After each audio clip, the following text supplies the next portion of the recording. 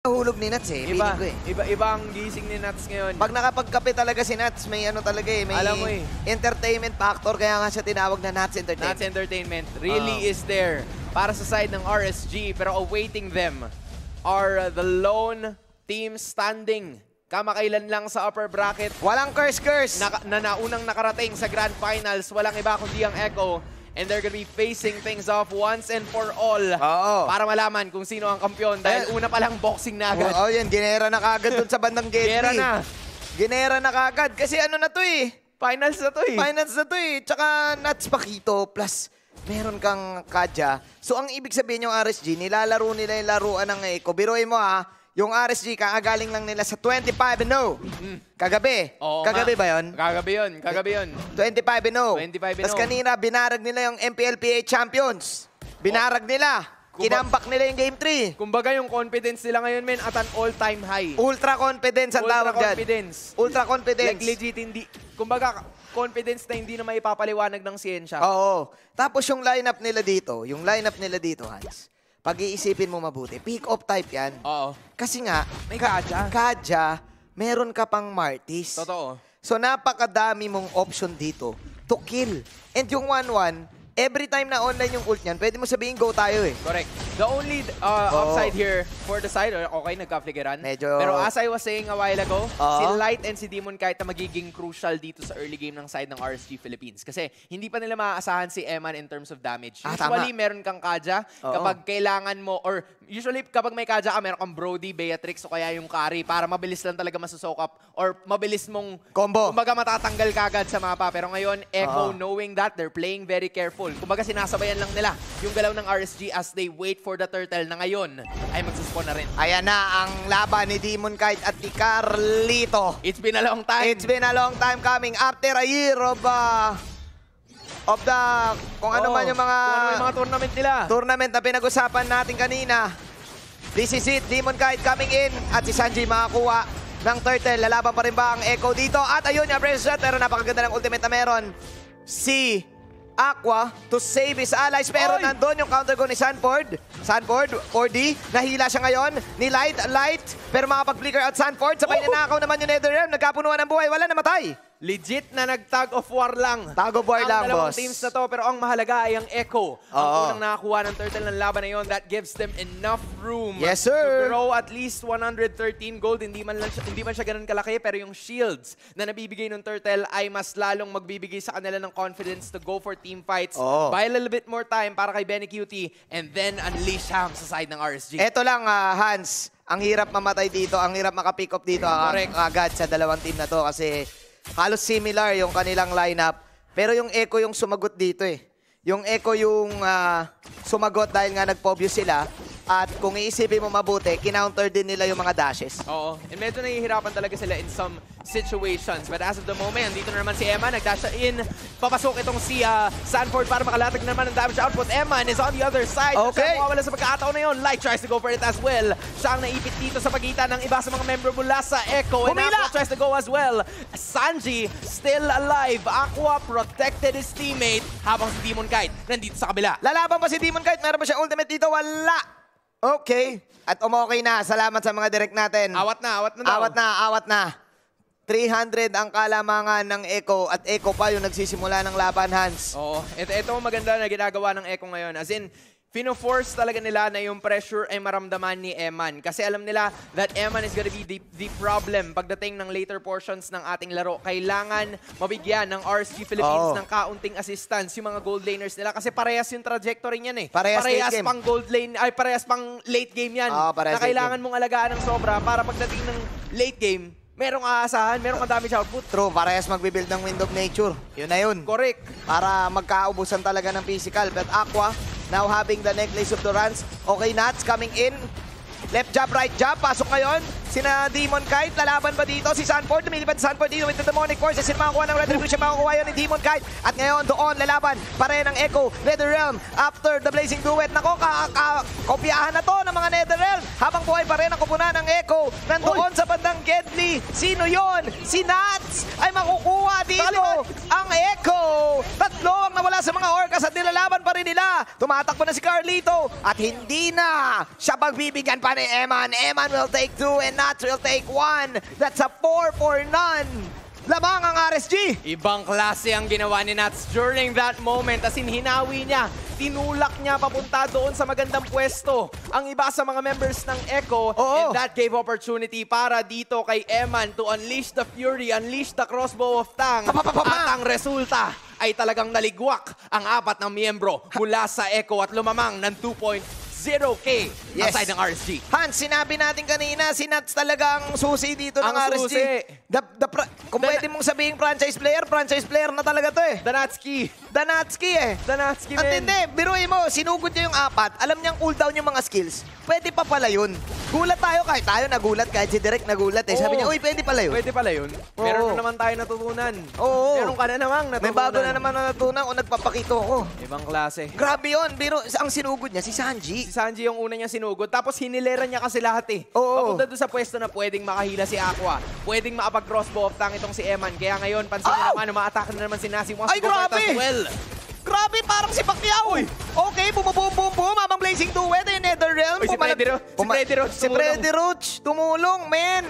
Tumulong. Ang tindi naman ni Nats dito magtopa. Kits, hindi mo pwede ibigay kay Nats yung mga ganitong XP, men. Yung mga may mga killer instinct. Oo, tsaka yung mga sobrang bilis talagang gumalaw. Rotate from one map or from one lane to another. Yan ang ginagawa ng RSG ngayon na medyo hindi nakakahabol ang side ng Echo kasi yung ano nila, yung composition nila is more on sama-sama talaga na kailangan pagdating ng teamfight, papalag tayo. Pag nakita ni Sanford na nandun yung 1-1, okay, latag. So yun yung lineup ng Echo, no? Teamfight magkakatabi.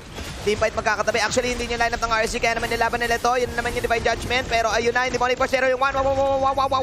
Tumadamage pero may Netherrealm na naman. Dito si Sanji, abang si Nats andun sa batang Gedli, boom, boom, boom, boom. Yatap si JP dito, ni Aqua. At ngayon, hinahabol si Demon Kite, si Carl T, si binabanatan si Nats. Si Nats makakawala! Nats survive! Welcome to Nats Entertainment! Habang nandun pa rin si Demon Kite na maiwan mag-isa, ilalaban lang to ng side ng Echo. 3K ang kalamangan, 2K para side ng RSG. Then again, it's still Demon Kite. Si Demon Kite ba yun? Yung nakakuha ng turtle? Oo, parang si Demon Kite ulit. Parang si Demon Kite ulit. Kung si Carl man, sige, 2-1. Pero lamang pa rin ang RSG. RSG getting the second turtle of this fight. Pero ang kabayaran nun ay ang buhay nitong si Demon Kite at ng isa pang member. Nats was able to escape in that situation. Pero mabilis naman nakabawi ang RSG with that turret takedown. Posibleng ganun din ang gawin ng Echo down low. Kasi si Aqua lang naman ang kailangan mag-alaga nito. At mukhang makukuha din nila. So, a trade for a trade. Objective na turtle and turret para sa side ng RSG. Pero Echo, ayaw nilang tumigil. Si Benny Cutie, kailangan bumakaway. Ay, grabe! Naku po, kailangan na ng stacks ni Benny Cutie dito. Habulin siya ni Eman. Pero si Nats ang maiiwan. Actually, hindi pala. Si JP ang naiiwan. Oh my G! Ang tindi ni Nats, dahil pinalo niya si Benny Cutie, nag-force react ngayon yung Echo. And with that, 6-3. 1-0-5 si Nats, 2-0-4 si Aqua. Saka kita mo yun, kumbaga parang ina-anticipate nila yung laban kapag wala si Sanford. Oo. Kasi pag ganun yung nangyari, edi wala nang hahabol dun sa Pakito. Wala nang hahabol dun sa 1-1. Si Emma nandun sa bandang itaas, nagpa-farm lang talaga. So it's up to Nats to make the necessary play possible. And kapag wala yung Phobius dun, there's literally no counter. Walang hard crowd control sa side ng Echo. Bukod sa final slash nitong si JP na nabaliktad din naman kagad kasi siya yung pinuruhan ng RSG nung pagkakataon na yun. Pinapakitaan tayo ng beautiful MLBB ni Mr. Nats. Pag si Nats pumitik, maglalagitik. Akala ko wala stick. Pag pumitik, wala stick. Sprikitik, wala stick. Nats pumitik. Kung ano man, bala ka na. Oo. Pero kasi parang ganun yung mga pindutan niya eh. Parang sa kanya lang tayo nakakita ng ganyang mga type ng XP eh. Yun na nga eh. Ano eh. Action man eh, hindi mo alam yung gagawin eh. The man of action. The man of action. Okay, Divine Judgment. Sinong tatamaan dito? Si JP. Pero mapagamit kayo ng nako na Netherrealm. Si Sanji, alam na to ng side ng RSG. So kailangan na ba mag-ingat ng Echo? BMI out this time. Si Benny Cutie, ayan na. Yung Demonic Forces, tumatalon-talon na Sanford. Nilalaban nilang to. Si Eman ngayon ang babanatan nito. May Netherrealm para maligtas si Eman dito. Habang nandun si Sanford, makakapag-out. Si Nats ay nandito na naman, pumipitik. At ngayon, may knock-up. Matatamaan si JP. Sanford volado. Oh, Demon Kite na tumutusok. Double kill para kay Demon Kite. Habang si Carl TC naman makakanako ng Lord. Ilalaman pa rin to ng side ng RSG. Kabang may inyak na si D-Kite. Demon Kite will take all the sweeps and yung effort ng Echo doon ay nabaliwala dahil sa galawan ng RSG. Legit na Demon time itong si Demon Kite dahil nakakuha siya ng Maniac. As of that moment, it was a beautiful start sana para sa side ng Echo kasi nakommit na nila yung Eman Crossbow of Tang. But the problem is, na-expire din yung Netherrealm na ibinigay sa kanila ni Sanji and therefore, dahil wala silang Netherrealm, walang ultimate yung Valentina para kopyahin itong si Aqua. Aqua still had a Netherrealm to spare. Grabe. And thereon, katiting na lang yung buhay ng dalawa sa members ng Echo. Demon Kite with a double decimation. Sunod pa dun sa ibang dalawa, resulting into a Maniac na 4.7k, 4.8k sa side ng RSG. Alam mo, so Hans, RSG ang pumigil sa streak na gusto sanang gawin ng Echo. Na gawin 12-0 ang kanilang streak. Naalala ko, kinas mo yun. Oo. Hindi ko alam kung ikaw yun, pero basta, kinas ko rin ata yun sa English. Correct. And sinabi ko doon, sabi ko, the streak has been broken. Ganoon ako. Tama. Kasi English eh. Oo, kasi English. Kasi English. At ngayon, sinasabi ng RC dito, baka pwede mong sabihin ulit. Baka pwede mong sabihin ulit. Kasi 4.7k ang kalamangan namin.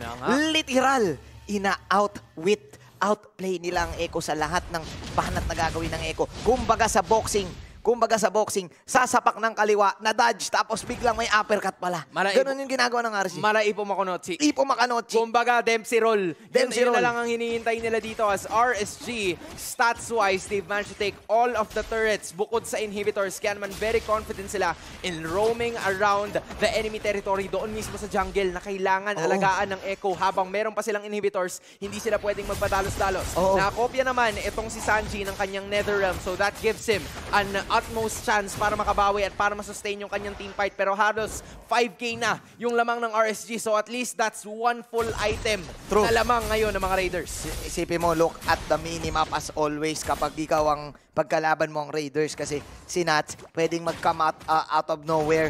Hindi naman siya yung type na nagsisplit push eh. Si Nats yung type na biglang may flank pala sa likod na yung pagka-flank biglang sasabog ka na lang. Kasi nga masakit pala yung damage output niya. Oo. And in addition to what you've mentioned, kita natin ngayon na nandito. Kumbaga, yung Echo magkakasama. Kasi alam nila na yun yung strength nila. Meanwhile, both 1-1 and the Pakito kanina, nagpupush sila ng waves on the top side and the bot side para mas lalo silang lamang once na dumating yung Lord na lalabas in under 15 seconds. So kailangan nilang maalagaan ito. Make sure that the waves are controlled. So ang ginagawa ngayon ni Sanford and itong si Benny Cutie ay nagpupunta sila sa side lanes. However, si Nats kasi yun yung advantage niya against the Phobius. Yes, lamang yung Phobius pagdating sa mga team fights kasi may 1-1 yung Pakito sa kabila. Pero si Nats, yung Pakito, sobrang lamang niyan pag kailangan mong pupunta ka lang. Parang hindi ka nagdadash. Sino na Divine Judgment? Si JP at hindi na umabot ng Netherlands doon. 4-on-5 situation. Nasa bandang likod si Nats. Kung titignan mo dito ang minimap, 14k ngayon ang Lord. Bumaba na lang si Eman dito. Kumugusto ng stacks habang tumatalon-talon na ng Sanford. Nako, si Nats pinabanatan yung Claude at wala nang magagawa pa. Pero si Carl pa rin ang makakakuha ng Lord. Clutch steal. Pero enough time ba yon para sa side ng Echo para ma-survive ang pwedeng endable moments sa laban na to dahil monster kill na si Demon Kite. Cause tonight we fight, says Demon Kite. 14-3, 5k gold lead at wala na rin yung Lord ng gano'n na lang. Demon Kite says, kuha niyo yung Lord. Ay, sige, supapak pa tayo ng very slight Benny Cutie. Naglatag ng Wind of Nature and also using the BMI para makatakas. Pero siya at si JP na lang ang natitira at kailangan nilang ipalag itong sitwasyon na to dahil bagamat wala pa yung Lord, may wave na ang side ng RSG. Gusto na nilang i-go. Ay, go na hata talaga. 1-1 Prio Tower na lang. Outplay is real. RSGPH, crucial Divine Judgment onto JP. Netherrealm na ninakaw ni Sanji. Di na rin gumana. All in RSG. ML na ML para dito sa MPLI. RSG making the necessary plays possible. And when you think about it, yes, nakuha ng side ng Echo yung Lord. Buti na lang at nakuha nila yon dahil kung hindi, posibleng matapos na ng RSG itong laban na to. So they still have a fighting chance. However, kita natin sa player gold, it's been Eman and Benny Cutie na medyo naalagaan pa ng konti. Meanwhile, si Sanji kumakopy na naman, lumatag na naman. Uy, grabe! Echo Express sila ang naunang dito this time. Netherrealm inactivate na. Sabay naman normal na si Benny Cutie. Sabay Demon lipad-lipad para kay Sanford. Binabanatan niya lahat. Tingnan natin kung may magagawa pa ba ang Echo dito. Nag-out ngayon ng RSG. Biglang Echo pa yung nagpupush. Ano nangyari dito? What is this? Nawala si Light. But Echo, wala silang minion. Isa lang. Can they push this? Hindi tumama yung final slash. Magkukulang Echo ng back ngayon. That is exactly what they want and they're willing to do. Meron na silang next wave. Nag-conceal na naman para makagamit ng konti. JP, nag-aabang ng tamang angulo pero wala pa siya nung tamang sangka para maluto yung final slash and lead RSGPH to their demise. So RSG, medyo napabakaway ng konti. Meron silang inhibitor pero Echo, nakahanap ng tamang pick-off. Kung sino yung merong kit pang pick-off, yun pa yung nagamitan ng pick-off. Siya yung na-pick-off. Siya yung na-pick-off. Si Light. Si Light nga. And that was so crucial dahil nabigyan ng space ngayon yung Echo para makahinga. Binigyan sila ng room to breathe dito sa next 40 seconds para makapag-set up just in case pwede pa silang lumamang. Kasi all throughout this game, ang laging nakakakuha ng kalamangan kapag team fight ay RSG na dumedepende din sa kanilang mga positioning. Ngayon, mapipitas ba ulit si Light? Makakakuha kaya ulit ang Echo ng magandang setup. Aqua is now with the Divine Glaive. Ang katina niyan, pare. Divine Glaive plus the purple buff na ibinigay sa kanya ni Demon Kite during that interaction. Di pa namamatayan. There is a possibility para sa Echo na mabaliktad ang sitwasyon completely. Number 1, kailangan makuha ni Sanji yung Netherrealm nitong si Aqua na ngayon ay nagpapakita naman sa mapa.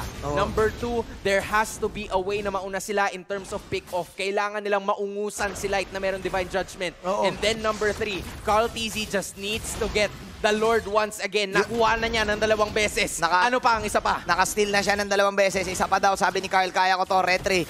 Retry is live, sabi ni Carl. Okay, kinuha na yung Paramis ult na kay Sanji. Hoy, babanatan ba dito? Si Nats yata. Si Nats. Okay, uma-out si Nats. Dumidepensa lang muna Sanford. Malefic Roar onto Nats. Sa paggamit na rin ng sprint. Okay, si Nats. Reset. Reset muna sa dalawang team na to. Golden Staff on Eman. For the 1-1. Ayun na. Okay, naku, binabanatan na si Carl. Carlito, naku, hindi na mamaya. Brazers Rat! Oh! That was a clear miscom. Pero mukhang ilalaban pa rin ata ng Echo to. Dahil normal na lang si Benny Q dito sa ng Lord. Habang si Sanford hinahabol. Wala siyang pakialam sa nararamdaman ni Eman. Tumatalon pa rin siya. Sanford for the blazing duet mula sa Bagyo. Benny Cutie. Inaabangan siya ni Nats dito. Nats! Uppercut! Ipumako Nachi! Nats, iba na lang ang minanatan niya. Nag-Winter Transient Suppress. And Sanji is down 2-2. Down for the count. Benny survives. Magdedepensa na lang muna si Benny. Nandito si Carl TZ. Puno na ang buhay ni Carl TZ. Hindi ko alam kanina walang buhay yan. Pero nagulat na lang tayo. Puno na ngayon. At ngayon, 16-6. 3v3 situation. 6 ang natitira, 3v3. At nagbabaka away ang iba sa mga members ng Echo at nakapwesto ang RSG. Gusto na makabawi ni Demon Kite with this one. Carl TZ nagpakita na rin. Sinasay na papaligiran. Meanwhile, napapagamit na sana ng Appraiser's Wrath pero hindi pa rin pala. May mga immortality. JP, Carl TZ, Aqua, and the rest of the members of RSG na gustong makabawi sa laban na to. They want to go for it as well. Carl TZ, right over here, nasisipat niya yung posibleng puntahan ng Lord. Nababaliw na, hindi niya na alam. Yung Lord hindi na alam. Sino ba atakin ko? Sino ba atakin ko sa inyo? Kumbaga, ano ba talaga? What is it? What is it talaga? Ay. Don't me. Sabi ng Lord, Don't at me. Don't at me. Kanina, Don't at me. Kanina pa kayo. Naka-bad beats naman kayo. Oh. Pinasay ko lang ni Carl at ni Demon Kite. Wait lang, men. Merong isang parang mishap sa side ng Echo kasi nakakalimutan natin na laging walang isang inhibitor doon sa may bandang itaas. Oo, so napupwersa kagad si Sanford na pumunta doon para mag-assist. So medyo nalilate yung Echo sa team fight and RSG is trying to force this one out. Egos talaga sila doon kasi nga tsaka may nuts pa doon na itutulak niya lang. Pwedeng normalin niya lang ng isang beses yan eh. Kaya lalamang na sila sa macro, sa mapa. Naku, babanatan si Carl. Ay, kaya ata liparan! Op! Siguro kung ibang player yun, niliparan na yun. Oo, kaso kasi naka-emo eh. Si ano yan eh, si Eman yan eh. Eman yan eh. Hindi naman ako yan eh. Tsaka sa bagay, ikaw pala, the ibang player being ibang player you. yan, ibang player. Bilang ikaw, nakakonceal men. Napigilan si Light. Pinay na sweep, laban na lang daw kay Light. Sabi dito, ng side ng Echo, sabay out para kay Benny Cutie. Okay, nasa likod si 4D. Si Eman ngayon, babanatan niya. Air 4D! Ang ating nakikita. Grabe, demonic force si Eman, tumatakbo. Eman, kumikrip po. Rock, Debo, rock. Sabi ni Sanford, laban na lang daw. Sabi ni Benny Cutie, nandito lang siya sa Batangketi. Nabangan siya ni Nats. Habang nandun yung blazing duet, pero na-cancel!